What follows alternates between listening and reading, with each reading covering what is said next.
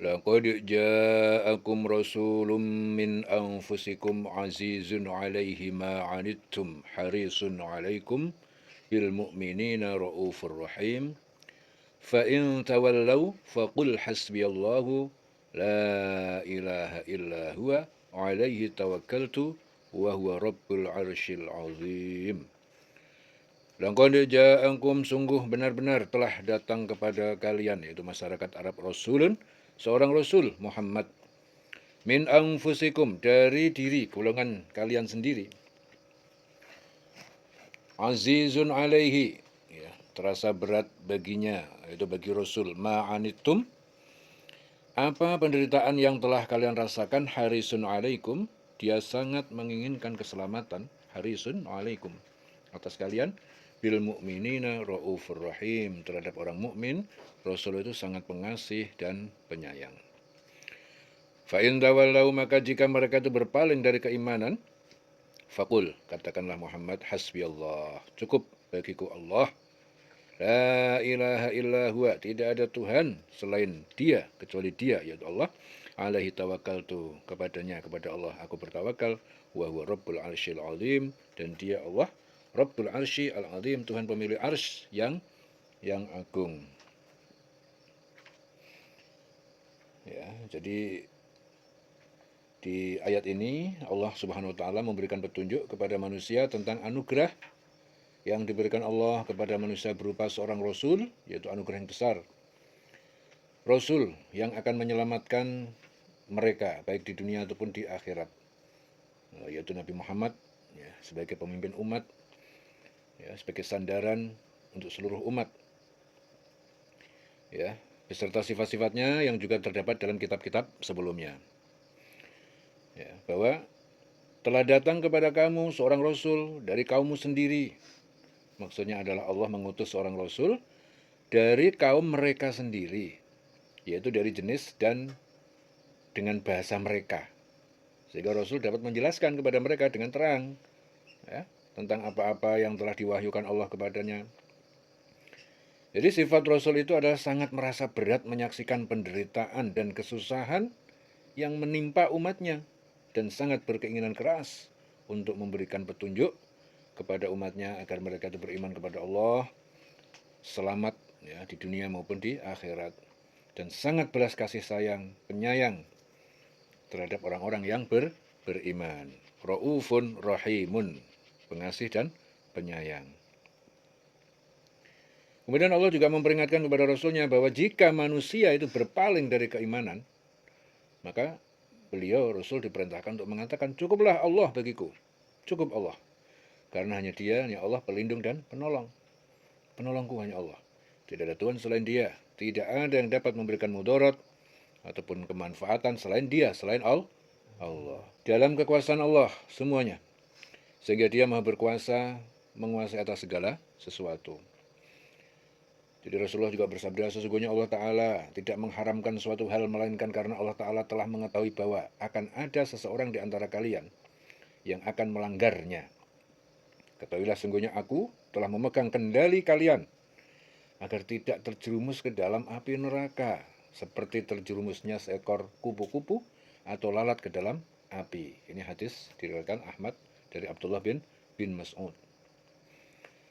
Atau bin Yasar juga bercerita bahwa dia, ya, bertemu dengan Abdullah bin Amr bin As, lalu ia memohon kepadanya agar diceritakan tentang sifat Rasulullah seperti yang tersebut di dalam kitab Taurat. Ya. Baiklah, jawab Abdullah bin Amr, demi Allah, sungguh Rasulullah telah disebut di dalam Taurat dengan sebagian sifat beliau yang disebut juga di dalam Al-Quran. Yaitu apa? Wahai Nabi, sesungguhnya aku mengutus engkau untuk menjadi saksi, memberi kabar gembira, dan memberikan peringatan serta memelihara orang ummi. Memberi kabar gembira dan memberikan peringatan, ya, serta memelihara orang-orang ummi. Engkau adalah hambaku dan pesuruhku. Aku namakan engkau orang yang tawakal, berserah diri. Ya, tidak jahat budi, tidak keras hati. Juga bukan orang yang suka berteriak di pasar-pasar. Tidak membalas kejahatan dengan kejahatan, tetapi pemaaf dan pemberi ampun. Ya, dan Allah Ta'ala belum akan mencabut nyawanya sehingga dia menegakkan agama seluruh-seluruhnya, yaitu supaya mereka mengucapkan La ilaha illallah. Tidak ada Tuhan selain Allah. Ya, sehingga dengan ucapan itu Allah membukakan mata yang buta dan telinga yang tuli serta hati yang tertutup. Ini hadis Bukhari. Ya. Rasulullah juga bersabda, semua umatku masuk surga kecuali orang yang menolaknya. Illa man aba. Ya. Jadi mendengar sabda tersebut, para sahabat bertanya, siapa orang yang menolak? Siapa yang aba? Yang menolak itu siapa ya Rasul? Akhirnya beliau menjawab, orang yang menentang perintah dan laranganku. Dan orang yang menolak masuk surga. Hadis diriwayatkan Bukhari. Ya. Dari Ibnu Abbas juga bercerita bahwasanya Rasulullah pernah didatangi oleh malaikat seperti yang dilihat seseorang dalam tidurnya. Salah satu malaikat itu duduk di dekat kedua kaki beliau, sedangkan yang lain duduk di dekat kepala beliau. Yang di dekat kaki beliau itu berkata kepada malaikat yang dekat kepala beliau, buatlah perumpamaan antara Rasulullah dengan umatnya. Maka malaikat itu menjawab, sesungguhnya perumpamaan dirinya dengan umatnya itu adalah seperti kaum yang melakukan perjalanan dan mengakhirinya di tengah padang pasir, sedangkan mereka sama sekali tidak mempunyai bekal untuk mengawalinya padang pasir itu, dan tidak juga membawa bekal yang dapat mengantarkan mereka untuk kembali pulang. Jadi pada saat itu mereka didatangi oleh seorang dengan pakaian kebesarannya dan berkata, bagaimana pendapat kalian jika aku tunjukkan pada kalian kebun yang subur, kolam yang penuh dengan air? Apakah kalian akan ikut kepadaku? Mereka menjawab, ya. Maka orang itu pun berkata bersama mereka, lalu yang menunjukkan kebun yang subur, kolam yang penuh air. Ya, maka mereka pun langsung makan dan minum hingga menjadi gemuk. Kemudian dia berkata kepada mereka, bukankah aku telah merubah kalian kepada keadaan seperti itu, dan kalian telah berjanji akan mengikutiku? Jika aku mengantarkan kalian kepada kebun yang subur dan kolam yang penuh dengan air. Ya, mereka jawab, benar. Lalu orang itu berkata, sesungguhnya di hadapan kalian terdapat kebun yang lebih subur dibanding kebun ini, dan kolam yang lebih banyak airnya daripada kolam ini, maka ikutilah aku. Lalu ada sekelompok orang berkata, Maha benar Allah, kami pasti akan mengikutinya. Sedangkan kelompok yang lain berkata, sesungguhnya kami telah meridhoi dengan ini saja dan akan tinggal di sini. Itu hadis diriwayatkan Imam Ahmad. Ya. Fa in tawallau faqul hasbiyallahu la ilaha illa huwa. Maka jika mereka berpaling dari keimanan, fakul katakanlah Muhammad hasbiyallah, cukuplah bagiku Allah. La ilaha illa huwa. Tidak ada Tuhan kecuali Dia. Kecuali hanya Dia. Alaihi tawakkaltu, kepadanya aku bertawakal, wa huwa rabbul arsyil azim, dan hanya Dia adalah Rabbul Arsyil Azim, Tuhan pemilik arsy yang agung. Ya. Yaitu Nabi Muhammad sallallahu alaihi wasallam. Jadi Nabi Muhammad itu lahir ya bertepatan dengan tahun gajah. Kira-kira 50 hari setelah peristiwa gajah, yaitu peristiwa gajah itu apa? Saat itu Raja Abraha itu Raja Yaman. Dia datang ke Mekah bersama gajah yang sangat banyak ingin menghancurkan Ka'bah. Jadi itu pasukan tentara Nasrani yang dipimpin Abraha, orang Yaman. Ya, Abraha itu Raja Yaman. Dia ingin supaya orang-orang itu ya melakukan sebuah peribadatan di gereja yang mereka bangun, yaitu di daerah Yaman San'a, ya, supaya orang tidak melakukan ibadah haji di Mekah. Maka ingin Ka'bah dihancurkan. 50 hari setelah peristiwa gajah, ya, baru bertepatan dengan 12 Rabiul Awal tahun berapa? Tahun 571. Ya, jadi kelahiran Rasul itu pas menjelang subuh, ya. Jadi sesaat sebelum fajar baru Rasulullah lahir. Sebelum Rasulullah dilahirkan itu banyak sekali peristiwa-peristiwa ya yang mengawal sebelum kelahiran Rasul. Jauh-jauh hari sebelumnya, jadi dimulai dari tanggal 1 ya. Malam pertama, yaitu pertama di Rabiul Awal sebelum kelahiran Nabi Muhammad. Ibunya yaitu Sayyidah Aminah diliputi rasa bahagia. Jadi dia sudah merasakan rasa seneng aja isinya, hatinya merasakan kedamaian, ketentraman. Ya, itu sebelum Nabi, 12 hari sebelum Nabi lahir. Itu sudah merasakan kenyamanan, jiwanya sudah merasakan gelombangnya, getarannya sudah sangat dirasakan oleh Siti Aminah. Kemudian pada malam kedua, Rabiul Awal, ya juga Aminah, dia sudah mendapatkan berita bahwa dirinya itu akan memperoleh kebahagiaan dengan anugerah yang sangat agung, yaitu lahirnya manusia yang paling mulia, yaitu Nabi Muhammad, bahwa nanti akan lahir dari rahimnya manusia seorang yang sangat mulia. Itu di malam kedua dia sudah mendapatkan berita, ya. Kemudian pada malam ketiga tiba-tiba Siti Aminah itu terdengar ada suara yang tanpa rupa. Nah, itu hatif, itu suara yang tanpa rupa. Berkata kepada Aminah, "Wahai Aminah, sebentar lagi akan tiba waktunya lahir seorang yang kami puji, yang kami syukuri keberadaannya." Ya, jadi hari ketiga itu Aminah sudah mendapatkan suara, ya, sebelum Nabi lahir. Kemudian malam keempat apa? Aminah mendengar para malaikat sedang bertasbih. Ya, jadi pada malam Rabiul Awal yang keempat, sebelum Nabi lahir itu, Aminah mendapatkan apa? Mendengar para malaikat sedang bertasbih, menyambut kedatangan manusia yang paling mulia. Ya. Tiba malam kelima, datang dalam mimpinya, Sayyidah Aminah bertemu dengan Nabi Ibrahim. Jadi pas malam kelima, Aminah mimpi dia. Mimpinya apa? Ketemu dengan Nabi Ibrahim. Ibrahim berkata, "Berbahagialah kau, wahai Aminah, dengan kelahiran Nabi yang agung, Nabi pemilik cahaya, keindahan, kemuliaan. Ya, Nabi yang memiliki pujian atas semua makhluk." Itu malam keberapa? Ke-5.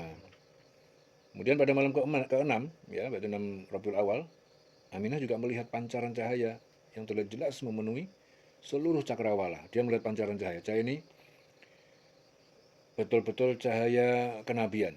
Ya, sudah mendapatkan melihat pancaran cahaya yang sangat jelas. Ya, kemudian pada malam ke-7, para malaikat berbondong-bondong silih berganti untuk mendatangi kediaman Aminah. Jadi malam ke-7 sebelum Nabi Muhammad lahir itu, malaikat sudah datang silih berganti. Ya, jadi sudah mempersiapkan diri menyambut kedatangan Nabi. Jadi wajahnya tidak pernah pudar, selalu rasanya bahagia. Ya, itu Sayyidah Aminah.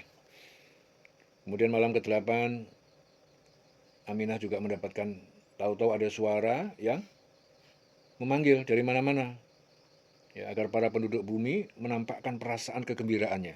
Nah, jadi sampai terjadi mendengarkan suatu seruan, memanggil-manggil seluruh penduduk bumi agar supaya mereka bahagia atas kelahiran kekasih Allah yang semakin dekat. Kemudian pada malam ke-9, Allah semakin mengucurkan limpahan kasih sayangnya kepada Sayyidah Aminah karena tidak ada sedikit pun rasa sedih, ya, kesusahan atau sakit pada diri dan jiwa Sayyidah. Enggak ada, semuanya udah terasa nyaman, semakin mendapatkan ketentraman, tidak ada sedikit pun rasa sedih. Ya, kemudian pada malam ke-10, Sayyidah Aminah melihat tanah di Mina itu ikut serta bergembira menyambut kelahiran Nabi Muhammad. Ya, kemudian pada malam ke-11, Sayyidah Aminah merasakan seluruh penduduk bumi dan penghuni langit ikut bersuka cita menanti detik-detik lahirnya Nabi Muhammad SAW yang sangat dekat. Ya, ini tiba waktu yang dinantikan seluruh makhluk dan alam semesta, yaitu malam ke-12 Rabiul Awal. Malam lahirnya kekasih Allah baginda Nabi Muhammad SAW. Pas saatnya waktu itu menjelang sesaat sebelum subuh. Jadi pada malam itu Sayyidah Aminah berkata, "Langit malam ini begitu terang, disinari cahaya rembulan." Jadi dia melihat langit begitu terang, tanpa ada mendung, ya, tanpa ada sedikit goresan, semuanya menjadi terang benderang. Jadi namun saat itu Aminah menangis, sedih, karena dia sendirian, di rumah sendirian, gak ada yang nemenin. Karena dia sedih, tidak ada satupun yang menemaninya pada saat dia mau melahirkan. Bahkan Abu Thalib yang selama ini selalu menemaninya saat itu sedang berada di Ka'bah, gak ada di rumah. Dia akhirnya mengatakan, "Sungguh aku ini sendirian saat ini, tiada wanita yang bisa menguatkanku, tidak ada teman yang bisa menghiburku, tidak ada pula tetangga yang menjadi sandaran ataupun menjadi teman menemani saat dia mau melahirkan." Ya, di dalam rentek hatinya. Ya, Sayyidah Aminah merasakan seperti itu karena mau melahirkan Nabi, tapi nggak ada temannya sendirian. Tiba-tiba Sayyidah Aminah melihat sudut rumahnya itu terbelah. Kemudian perlahan-lahan ada yang datang. 4 wanita yang datang menghampirinya, wajahnya bersinar berseri-seri, wangi semerbak, memenuhi seluruh ruangan wanginya. Wanita yang pertama mendekat, kemudian berkata, sungguh tiada wanita yang mendapatkan keberuntungan dan kemuliaan seperti engkau, hai Aminah. Sebentar lagi engkau akan melahirkan junjungan semesta alam, kebanggaan dari kabilah Robiah dan Mudor. Akhirnya wanita itu duduk sebelah kanan Sayyidah Aminah. Bingung dia. Akhirnya dia memperkenalkan diri, aku ini Hawa, ibunda semua umat manusia, diperintahkan Allah untuk menemani kamu dalam melahirkan ini. Kaget dia Sayyidah Aminah. Kemudian mendekat lagi wanita yang kedua. Kamu sangat beruntung, hai Aminah. Engkau mengandung manusia yang paling suci, pemilik ilmu yang luas, cahaya yang sangat terang, katanya. Akhirnya wanita itu duduk di sebelah kiri Sayyidah Aminah. Dia memperkenalkan dirinya juga, aku ini Sarah, istrinya Nabi Ibrahim alaihissalam. Akhirnya apa? Datang lagi wanita yang ketiga tadi. Sungguh tiada wanita yang bisa seperti kamu, wahai Aminah. Engkau ini mengandung kekasih Allah, insan pemilik segala pujian dan sanjungan, yaitu Muhammad. Akhirnya wanita itu duduk di belakang Sayyidah Aminah. Dia bilang, aku ini Asyah binti Muhazim, wanita yang merawat dan membesarkan Nabi Musa alaihissalam.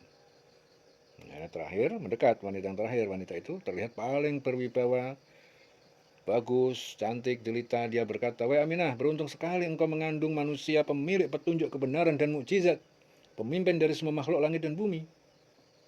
Wanita itu lalu duduk di depan Sayyidah Aminah. Dia memperkenalkan diri juga, aku ini Maryam binti Imran, ibunda Nabi Isa alaihissalam. Diperintahkan Allah untuk memenuhi semua kebutuhan kamu, menyambut kelahiran Nabi Muhammad Shallallahu Alaihi Wasallam.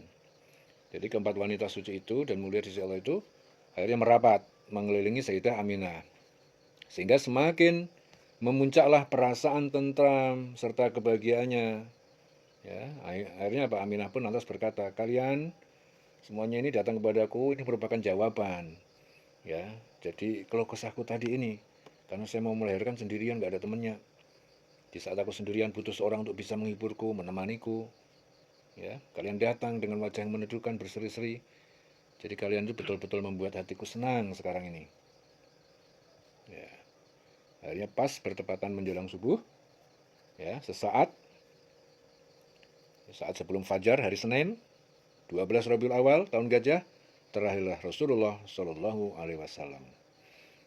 Jadi ada yang bilang bulan April kalau disesuaikan dengan Masehi, ada juga yang bilang Agustus. Tahunnya kurang lebih 571. Ya, jadi Nabi itu lahir itu pas di tempat di Mekah ada suatu lembah Abu Thalib, yaitu kawasan di mana Bani Hashim itu bertempat tinggal. Jadi tempat itu, tempat kelahiran Nabi sampai sekarang itu masih ada di Mekah. Ya, jadi dekat Jabal Qubais. Itu sekarang dipakai sebagai tempat perpustakaan. Ya, sampai sekarang dipakai tempat apa? Perpustakaan. Jadi tadi sudah saya jelaskan bahwa Nabi itu lahirnya itu kurang lebih 50 hari setelah peristiwa Gajah.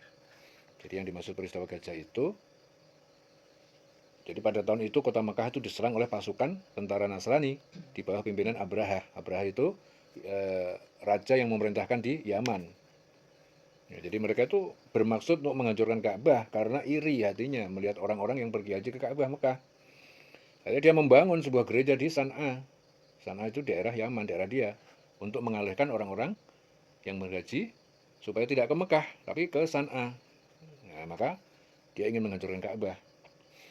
Jadi ketepatan belum sampai tujuan, dia baru berada di daerah antara Musdalifah dan Mina.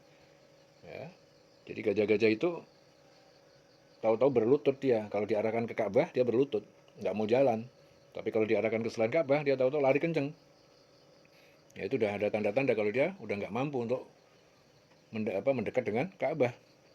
Sampai berkali-kali akhirnya Allah menghancurkan mereka dengan mengutus burung ababil. Berkali-kali seperti itu akhirnya burung ababil datang. Seperti yang diceritakan dalam surah Al-Fil. Alam taro kaifa fa'ala rabbuka bi ashabil fil, ya seperti itu sampai akhir. Tarmihim bihajaratin min sijil. Ya, jadi mereka itu dilemparin batu-batu dari sijil. Diusir dia. Ya, sebab dinamakan Mekah itu karena apa? Kota ini selalu memusnahkan setiap orang yang berbuat dolim di dalamnya. Ya, jelas ya, dari sini ya. Wa iz akhadallahu mitsaqan nabiyyina lama ataitukum min kitabin wa hikmatin thumma ja'akum rasulun musaddiqun lima ma'akum latu'minunna bihi wa latansurunnahu qala a'aqrartum wa akhadhtum ala dhalikum isri qalu aqrarna qala fashhadu wa ana ma'akum minasyahidin. Wa id akhadallah, dan ingat ketika Allah itu mengambil misaqa, perjanjian an-nabiyyin, perjanjian para nabi, lama ataitukum, manakala aku memberikan kepada kalian min kitabin, dari kitab, wa hikmatin, dan hikmah, tsumma ja'akum rasulun, kemudian datang kepada kalian seorang rasul, musaddiqun, yang membenarkan lima ma'akum, terhadap kitab dan hikmah yang bersama kalian, latu'minunna, niscaya kalian benar-benar akan beriman bihi kepadanya, walatangsurunnahu, dan kalian benar-benar menolongnya. Qala, dia berfirman, Allah berfirman, a'aqrartum, apakah kalian mengakui, wa akhadhtum, dan kalian menyetujui, ala dzalikum isri, atas itu semua perjanjian denganku. Qalu, para nabi itu berkata, aqrarna, kami mengakui, menyetujui. Qala, dia Allah berfirman, fashhadu, maka bersaksilah kalian. Ya, para nabi dan para pengikut bersaksi, wa ana ma'akum minasyahidin, dan aku bersama kalian sebagai para saksi. Faman tawalla, maka siapa yang dia berpaling sesudah dzalik, ba'da dzalika, faman tawalla ba'da dzalika faulaika humul fasiqun, maka mereka adalah orang yang fasik. Ya. Jadi di sini Ibnu Abbas berkata, suatu saat Umar bin Khattab menghadap Rasulullah, berkata, wahai Rasulullah, aku memerintahkan saudaraku seorang Yahudi Bani Quraisyah untuk menuliskan seluruh isi Taurat. Kali ini aku ingin mengklarifikasi, apakah benar atau salah kepadamu. Rasul langsung berubah wajahnya. Ya, tanda tidak setuju dan bersabda, jika Musa masih ada lalu kau mengikutinya dengan meninggalkan ajaranku, tentu aku akan tersesat. Kemudian turunlah ayat kedua ini, maka barang siapa berpaling setelah itu, maka mereka termasuk orang yang fasik. Jadi ayat ini menerangkan bahwa Allah Ta'ala telah mengambil perjanjian dari para nabi yang diutusnya. Sejak mulai Nabi Adam sampai dengan Nabi Isa. Ya, dan janji tersebut itu sungguh apa saja yang aku berikan kepada kamu berupa kitab dan hikmah. Kemudian datang kepadamu seorang Rasul yang membenarkan apa yang ada pada kamu. Apakah kamu akan sungguh-sungguh beriman kepadanya dan menolongnya? Kemudian Allah berfirman, apakah kamu mengakui dan menerima perjanjianku terhadap yang demikian itu? Mereka menjawab, kami mengakui. Allah berfirman, kalau begitu saksikanlah, hai para nabi, aku menjadi saksi pula bersama kamu. Jadi para nabi mendapatkan kitab dan hikmah dari Allah. Kemudian diutus oleh Allah seorang Rasul, yaitu Nabi Muhammad, yang membenarkan kitab-kitab yang ada pada mereka dan mengakui kenabian mereka.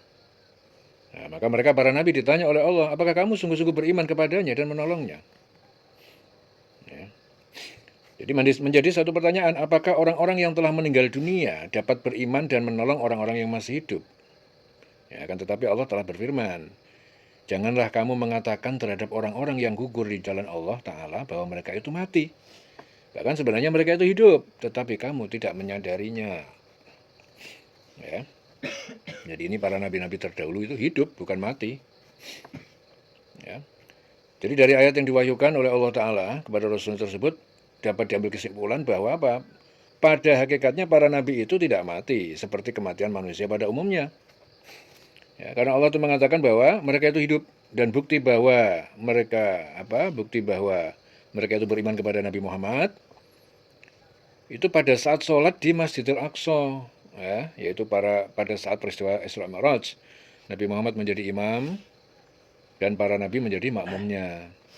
Jadi andai kata mereka itu tidak beriman kepada Nabi, tentu mereka tidak akan pernah mau untuk menjadikan Nabi Muhammad sebagai imam pada sholat, ya, sholat itu saat itu. Jadi pada saat terjadinya Mi'raj, Nabi Musa menolong Nabi Muhammad dengan memberikan saran agar kiranya beliau memohon keringanan kepada Allah Ta'ala dari perintah sholat yang diperintahkan kepada beliau beserta umatnya 50 kali dalam sehari semalam. Ya, itu sebagian kecil dari bukti-bukti bahwa mereka para nabi telah menunaikan perjanjiannya kepada Allah karena mereka khawatir, takut. Andai kata mereka itu berpaling dari perjanjian mereka kepada Allah, maka Allah akan memasukkan ke dalam golongan orang-orang yang fasik. Ya, faulaikumul fasikun, takut. Jadi berkata Rasulullah, ketika saya berada di Mekah, tiba-tiba langit rumahku terbuka dan turunlah malaikat Jibril lalu berseru, bangunlah wahai Muhammad. Ini Rasulullah berkata, lalu aku bangun dan mengenal Jibril berkata kepada Mikail yang berada di sampingnya, cobalah berikan bejana air Zam-Zam guna untuk mensucikan hati dan dadanya. Kemudian dadaku dibelah dan dadaku disucikan dengan Zam-Zam. Ya, ini Rasulullah berkata Rasul, sabda Nabi. Kemudian Jibril membawa bejana dari emas dipenuhi dengan hikmah dan ilmu serta iman. Di antara kedua bahuku dicap ya dengan tanda kenabian. Kemudian malaikat Jibril menggandeng tanganku dan diajaknya ke langit. Malaikat Jibril berkata kepada malaikat penjaga langit dunia, bukan pintu langit ya dunia ini. Malaikat bertanya, siapa kamu? Malaikat Jibril menjawab, aku adalah Jibril. Malaikat penjaga bertanya, bersama siapa engkau malaikat Jibril? Jibril menjawab, aku bersama Muhammad. Ya, malaikat bertanya, apakah Muhammad diperintah naik ke langit? Jibril menjawab, benar, bahwa Muhammad diperintah. Ya. Jadi setelah pintu langit dibuka, maka naik aku dan bertemulah aku dengan seorang laki-laki yang sedang duduk di sebelah kanannya terhadap segolongan umat. Ada segolongan umat. Begitu pula di sebelah kirinya ada golongan umat. Setelah aku perhatikan, ternyata golongan sebelah kanan itu golongan orang-orang yang berbahagia dan tertawa. Sedangkan golongan yang kiri, golongan orang yang susah menangis. Berkata orang yang duduk yang tadi itu, selamat datang wahai Nabi yang soleh dan anak yang soleh. Kemudian saya bertanya kepada Jibril, siapa orang tersebut ya Jibril? Jibril menjawab, dia Nabi Adam. Dia itu Adam. Yang sebelah kanan adalah ahli surga, sebelah kiri ahli neraka.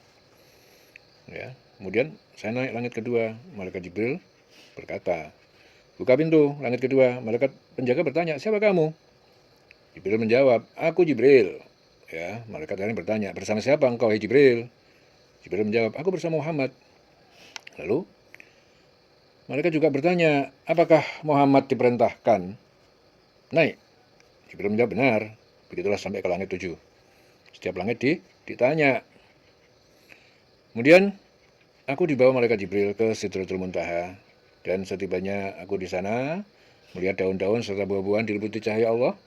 Dan dikerumuni para malaikat laksana belalang dari emas. Ya, yang bilangannya hanya diketahui oleh Allah. Lalu berjalanlah aku diiringi Jibril dari belakang sampai ke suatu tempat. Di mana di sana terdapat dinding-dinding dari emas. Setelah itu aku diserahkan kepada malaikat yang lain seraya ia mengundurkan diri berkata, tiada seorang daripada kita melainkan jelas ditetapkan kedudukan yang tertentu baginya. Jadi melalui dinding demi dinding dengan diantar oleh para malaikat lain, tibalah aku di akhirnya di depan arsy. Aku memberi salam kepada Allah, mengucapkan segala penghormatan dan segala keberkahan, at-tahiyyat, segala keberkahan al-mubarakat, ya. Segala kebaikan dan kebaikan adalah bagi Allah. At-tahiyyatul mubarakat. Ya.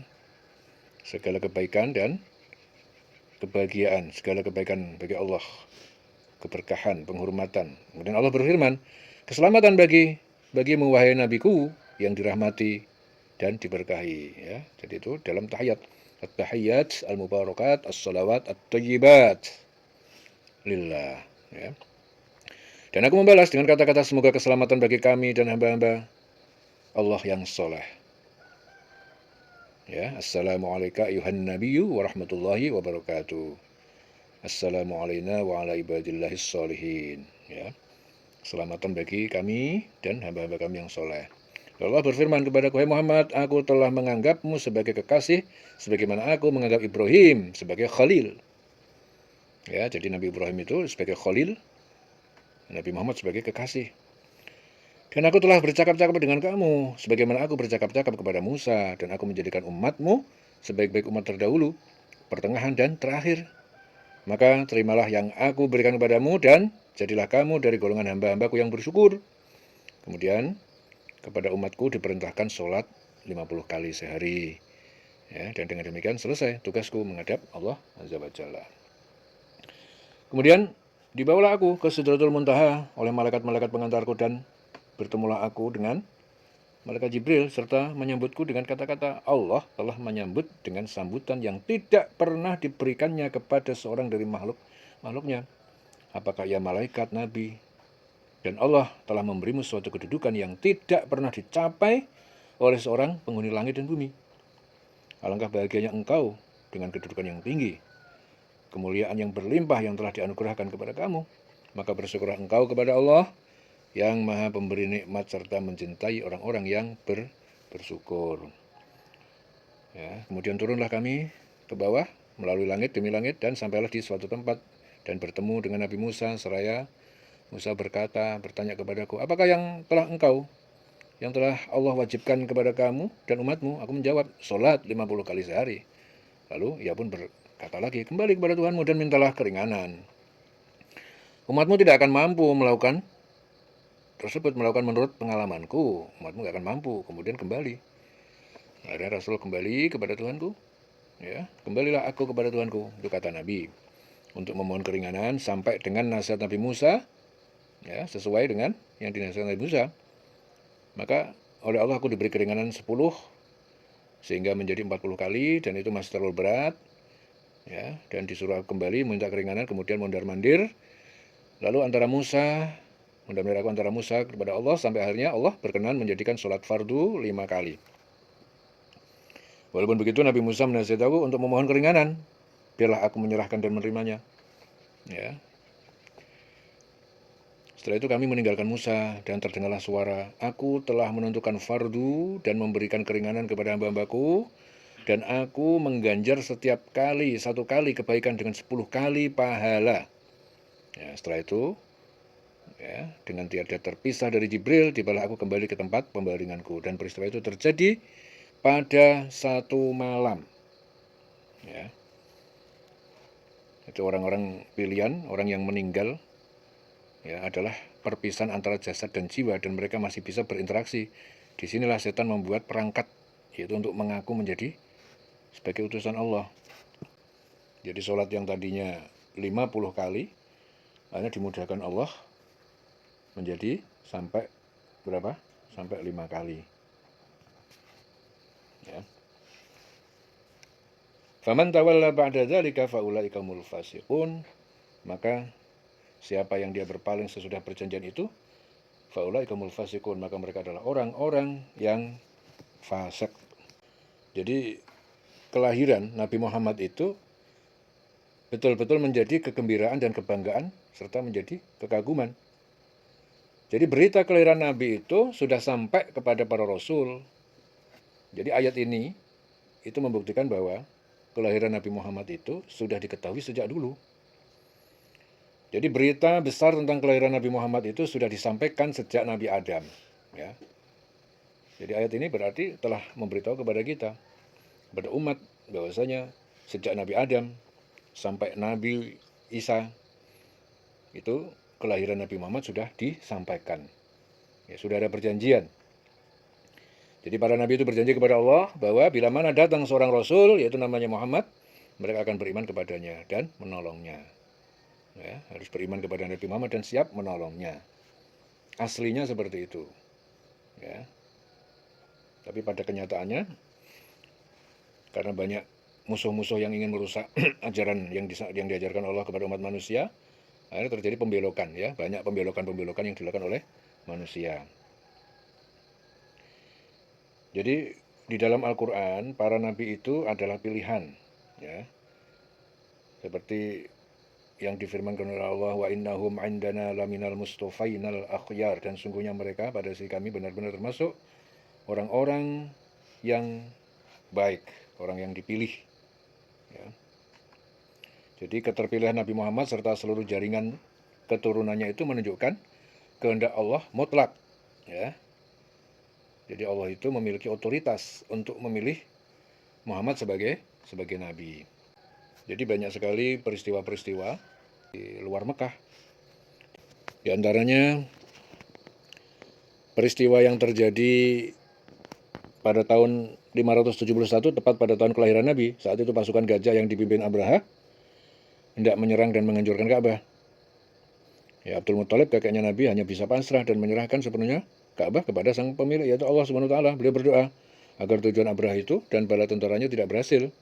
Akhirnya Allah mengabulkan doa Abdul Muthalib dengan mengutus kawanan burung ababil membawa batu kerikil panas dari neraka. Mereka dihujani kerikil.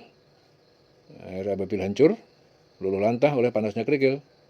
Ya, ubun-ubun mereka tembus batu kerikil panas dengan tembus sampai gajah mereka juga yang ditunggangi. Jadi ada juga namanya Istana Kisra. Jadi Istana Kisra terguncang hebat. Jadi pada malam kelahiran Nabi Muhammad, Istana Kisra itu berguncang hebat. Saking hebatnya guncangan itu, seakan-akan laksana kiamat, seperti kiamat. Bahkan dikisahkan efek guncangannya itu sangat hebat. 14 ruangan megah istana milik Raja Kisra itu sampai ambruk. Ya. Jadi itu di tanah Persia. Ya. Jadi Istana Kisra pun rubuh. Jadi karena padahal bangunannya sudah luar biasa, bangunan sangat kuat yang tidak mungkin rubuh. Tapi menjelang kelahiran Nabi, Istana Kisra berguncang hebat sampai roboh. Ya. Kemudian apa? Api. Jadi api abadi kaum Majusi itu tiba-tiba padam. Jadi selain goncangan hebat yang terjadi di Istana Kisra, api abadi tempat sesembahan kaum Majusi di Persia, negeri Persia, mendadak tahu-tahu padam. Padahal sudah ribuan tahun lamanya api tidak pernah padam. Berbarengan dengan keajaiban yang aneh, kejadian yang aneh itu, air danau sawah juga surut. Ya, air danau, sejumlah mata air mengering, sehingga membuat Kisra dan rakyatnya bingung karena akan terjadi bencana paceklik dan kekeringan. Jadi api yang disembah orang Majusi itu tahu-tahu padam. Jadi suasana yang padamnya api itu memberikan informasi bahwa agama yang menyembah api itu akan musnah. Ya. Jadi itu simbol. Ya. Jadi api itu padam betulan, tapi itu memberikan sebuah simbol bahwa nanti kelak mereka yang menyembah api itu akan musnah. Jadi selain api yang padam, suasananya juga diperparah dengan matinya mata air yang biasa mengalir untuk kebutuhan hidup mereka. Ya, jadi itu juga sebagai gambaran bahwa habisnya sumber air itu untuk memadamkan api di setiap rumah orang Persia. Jadi suasananya pun merupakan suasana kekalahan dan padamnya kebiasaan orang Persia dalam menyembah api. Ya. Kemudian pada saat itu juga ada kejadian bahwa jin itu tidak bisa lagi meluncur ke langit, ya, tidak bisa lagi dia mengakses kabar dari langit. Jadi kejadian aneh itu bukan dirasakan bangsa manusia saja, akan tetapi juga dirasakan oleh bangsa jin. Jadi setelah kelahiran Nabi Muhammad, bangsa jin tidak mampu lagi mengakses berita ke langit.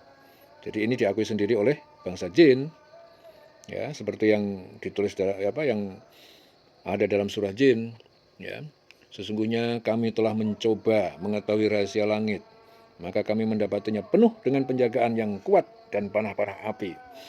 Ya, sesungguhnya kami dulu dapat menduduki beberapa tempat di langit untuk mendengarkan berita-beritanya. Tapi sekarang, siapa saja yang mencoba mendengarkan seperti itu tentu akan menjumpai panah yang mengintai untuk membakarnya. Ya, itu ada dalam surah jin. Ya. Jadi sebelum kelahiran Nabi Muhammad, mereka masih mampu dengan mudah mengakses kabar dari langit untuk dikabarkan kepada tukang-tukang ramal, tukang dukun-dukun, ya, tukang nujum, tukang sihir. Jadi setelah kelahiran Nabi Muhammad, akses langit ditutup dengan penjagaan yang ketat dari para malaikat. Ya. Jadi jin tidak punya akses lagi menuju ke langit. Ya. Jadi suasana saat kelahiran Nabi itu betul-betul suasana yang sangat menggembirakan, ya, membahagiakan, yang tidak terhingga. Itu peristiwa-peristiwa sebelum lahirnya Rasulullah Shallallahu Alaihi Wasallam. Ya, jelas ya. Jadi Nabi Muhammad itu, ya, Nabi Muhammad itu anaknya Abdullah. Jadi bapaknya Nabi Muhammad itu namanya Abdullah. Abdullah bin Abdul Muthalib. Abdul Muthalib anaknya Hashim. Hashim anaknya Abdi Manaf. Abdi Manaf anaknya Qusay. Qusay anaknya Kilab. Nah, itu terus lanjut, terus sampai ke Murrah, kemudian Ka'ab, Lu'ay, Ghalib, Fihr, Malik, Nador, Kinanah, Huzaimah, Mutrikah, Ilyas, Mudor, Nazar, Ma'ad, Adnan, Ismail, sampai Ibrahim. Ya, silsilahnya sampai ke Nabi Ibrahim. Ya, begitu juga ibunya.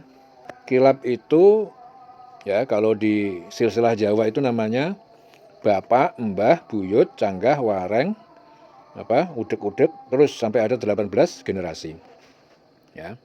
Jadi kalau Nabi Muhammad itu bapaknya Abdullah, ibunya Aminah, itu silsilahnya itu ketemu di Kilab. Ya, sama-sama ketemu di Kilab. Jadi Muhammad, ibunya Aminah, kemudian anaknya Wahab, Abdi Manaf, kemudian Kilab.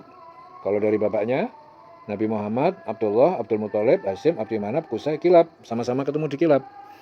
Kilab itu berarti Abdullah itu bapaknya, Abdul Muthalib itu mbahnya, Hashim itu buyutnya, Abdi Manaf itu canggahnya, Qusay itu wareng, Kilab adalah udek. Jadi Nabi Muhammad, bapaknya Nabi Muhammad sama ibunya itu satu keturunan juga, ya, bersumber ataupun ketemu di silsilah ke 1, 2, 3, 4, 5, ya, nyambung ke generasi ke 5 sebelumnya, yaitu udek-udek, yaitu Kilab. Ya, jelas ya. Nah, kemudian dari Kilab itu naik ke atas Murrah, Ka'ab, Lu'ay, Ghalib, Fihr, Malik, Nador, Kinanah, Huzaimah, Mutrikah, Ilyas, Mudor, Nazar, Ma'ad, Adnan, Ismail, Ibrahim, itu sama. Ya, jadi Nabi Muhammad itu terlahir dari udek-udek yang sama, yaitu Kilab. Sudah, jadi kalau dari ibunya Muhammad, ibunya Aminah, Aminah Wahab, Wahab itu anaknya Abdi Manaf, Abdi Manaf Zuhrah, Zuhrah baru Kilab. Ya, kalau Nabi Muhammad dari bapaknya Abdullah, Abdul Muthalib, Hashim, Abdi Manaf, Qusay, Kilab. Ya. Nah, kemudian dari Kilab ke atasnya sama, Murrah, dari Kilab ke atasnya Murrah, kemudian Ka'ab, Lu'ay, kemudian Ghalib, kemudian Fihr, kemudian Malik, kemudian Nador, kemudian Kinanah, kemudian Huzaimah, kemudian Mutrikah, kemudian Ilyas, kemudian Mudor, kemudian Nizar, kemudian Ma'ad, kemudian Adnan, kemudian Ismail, kemudian Ibrahim. Ibrahim alaihissalam naik ke atas ke mana nih? Ibrahim. Kemudian ke atasnya adalah Azar. Ke atasnya lagi Nahur. Ke atasnya lagi Saruh. Ke atasnya lagi Ra'u. Ke atasnya lagi Falih. Baru ke atasnya lagi Hud. Ya, Hud, Nabi Hud alaihissalam. Kemudian ke atasnya lagi Saleh. Ke atasnya lagi Arfahsad. Ya, Arfahsad. Kemudian ke atasnya lagi Syam. Syam itu anaknya Nabi Nuh. Kemudian dari Nabi Nuh ke atasnya lagi Lame. Ke atasnya lagi Matusaleh. Baru ke atasnya lagi ketemu Nabi Idris. Kemudian Nabi Idris ke atasnya lagi Yarid. Kemudian Mahlil. Kemudian Kinan. Kemudian Anus. Kemudian Syed. Kemudian Nabi Adam. Jadi Adam alaihissalam sama Hawa. Ada yang melahirkan Qabil, Habil. Ya. Kemudian ada Iklima, Lobuda. Ada lagi nanti sampai ke Syed. Ya. Nah, yang Syed itu nanti melahirkan menurunkan Anus, Anus menurunkan Kinan, Kinan menurunkan Mahlil, Mahlil menurunkan Yarid, Yarid menurunkan Nabi Idris. Ya, kemudian Nabi Idris turun lagi ke Matusaleh, kemudian ke Lame, kemudian ke Nabi Nuh. Nabi Nuh menurunkan anak, ya, ada yang namanya Sam, Ham, Yafet, sama Yam. Ya. Yang Sam ini menurunkan Arfaksad. Ya, dari Arfaksad menurunkan Saleh, dari Saleh menurunkan Nabi Hud. Ya, kemudian Hud menurunkan Faleh, menurunkan lagi Ra'u, menurunkan Saruh, menurunkan Nahur, kemudian Azar, bapaknya Nabi Ibrahim.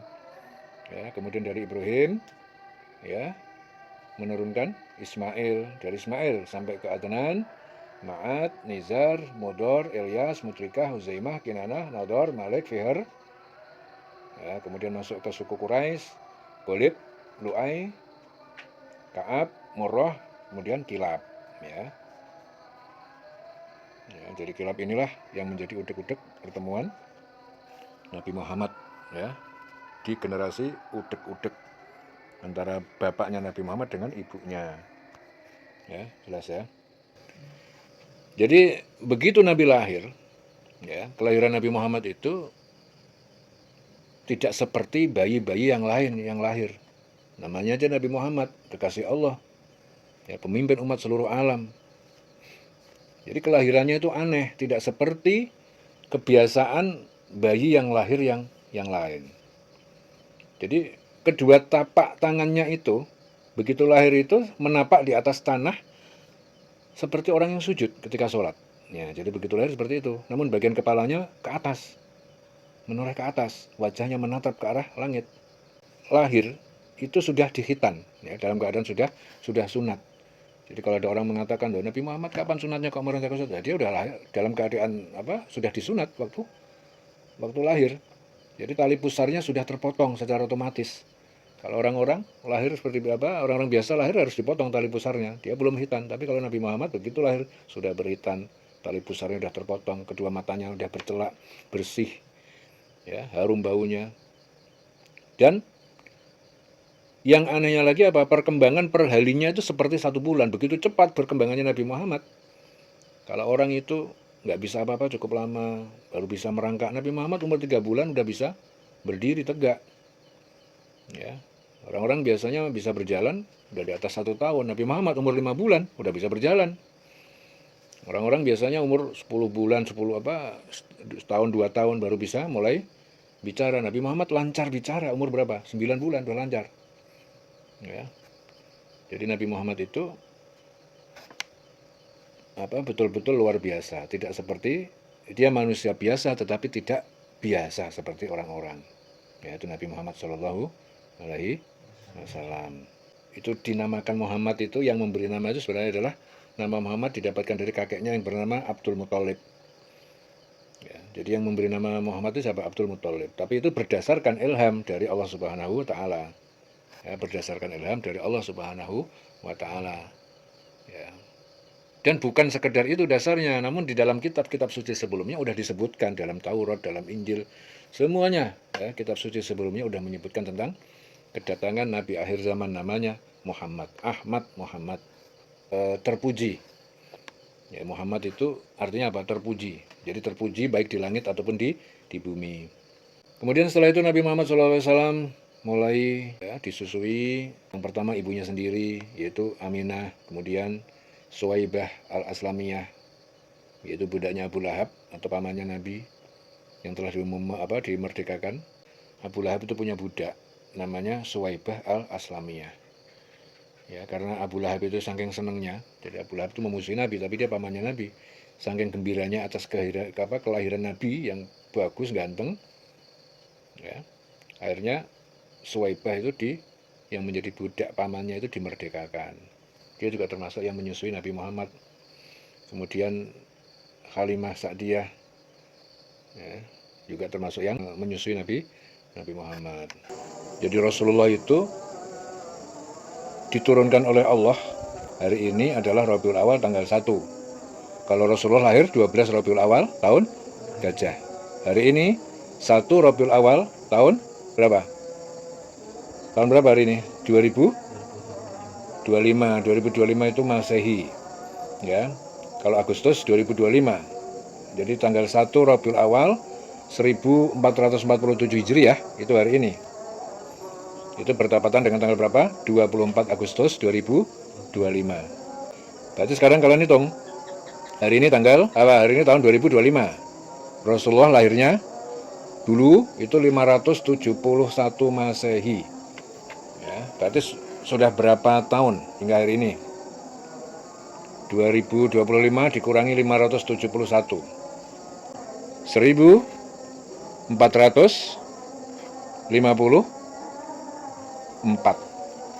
Ya.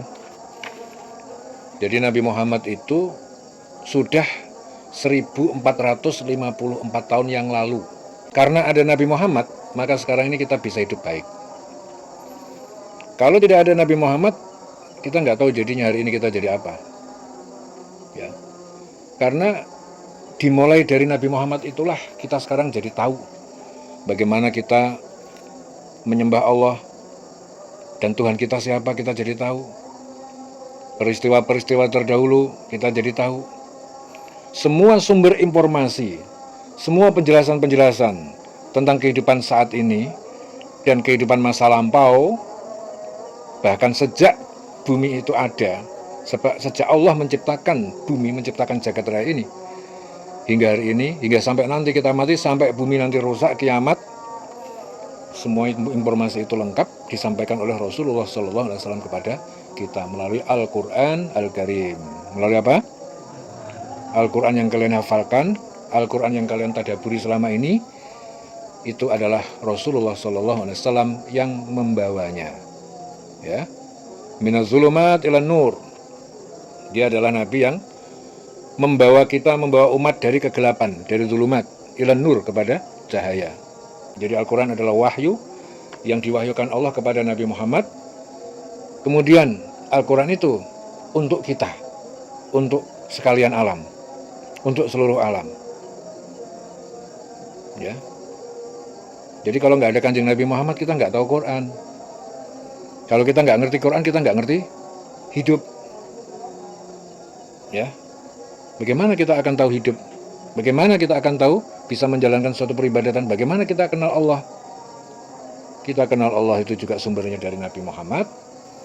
Kita tahu kehidupan di masa lampau juga sumbernya dari Nabi Muhammad. Kehidupan saat ini yang kita rasakan, apa yang terjadi dan bagaimana cara hidup yang benar juga hanya dari Nabi Muhammad. Dan nanti ke depan sampai kita mati, sampai kita nanti ketemu Allah insya Allah di akhirat, itu juga informasi hanya dari Nabi Muhammad Sallallahu Alaihi Wasallam. Ya, hari ini sudah 1454 tahun. Ya, kita terlahir tidak pernah melihat beliau Rasulullah. Ya, tapi kalau Allah menghendaki, kita bisa bertemu beliau lewat mimpi. Ya, orang-orang yang mencintai Nabi, ya, yang mencintai Rasul, insya Allah akan ditemui Nabi Muhammad lewat mimpi. Jelas ya? Jadi Nabi Muhammad itu satu potret, ya, satu potret yang sangat sempurna, yang sangat lengkap. Jadi kalau orang mau hidup selamat, tinggal lihat potretnya aja lewat kanjeng Nabi Muhammad, terus pasti selamat. Tutur katanya pasti benar, perilaku dan akhlaknya pasti benar, pikirannya pasti benar, hatinya sudah pasti benar. Itu Rasulullah SAW, Nabi Muhammad. Ya. Dan Nabi Muhammad itu maksum, tidak punya dosa, tidak pernah berbuat dosa. Berbeda dengan nabi-nabi yang lain. Nabi Adam alaihissalam pernah berbuat dosa, sehingga akhirnya diturunkan Allah ke bumi. Apa dosanya Nabi Adam? Hah? Makan buah kul, ya, buah kuldi. Akhirnya dihukum turun ke bumi. Tapi tobatnya diterima oleh Allah, dimaafkan sama Allah. Ya kan? Nabi Yunus juga punya dosa. Ya, sehingga apa? Nabi Yunus akhirnya apa? Dihukum sama Allah. Dimakan ikan.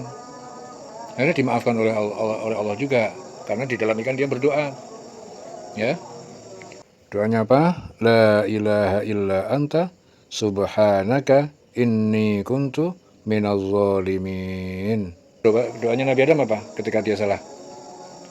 Rabbana dzalamna anfusana wa illam taghfir lana wa tarhamna lanakunanna minal khasirin. Nabi Nuh punya dosa enggak? Nabi Ibrahim punya dosa enggak? Semua nabi-nabi terdahulu itu punya dosa, tapi dosanya dimaafkan oleh Allah Subhanahu wa Ta'ala. Tetapi Nabi Muhammad SAW sejak terlahir dia maksum, tidak pernah berbuat dosa. Ya, jadi karena Nabi Muhammad betul-betul pilihan Allah, sampai-sampai Nabi Muhammad itu namanya disejajarkan di samping Allah. yaitu dengan kalimat tauhid la ilaha illallah Muhammadur Rasulullah. Jadi la ilaha illallah, tidak ada Tuhan selain Allah, Muhammadur Rasulullah, Muhammad adalah utusan Allah. Satu kalimat yang terikat dengan kalimat tauhid. Ya. Ini betul-betul kemuliaan Nabi Muhammad itu di atas segalanya.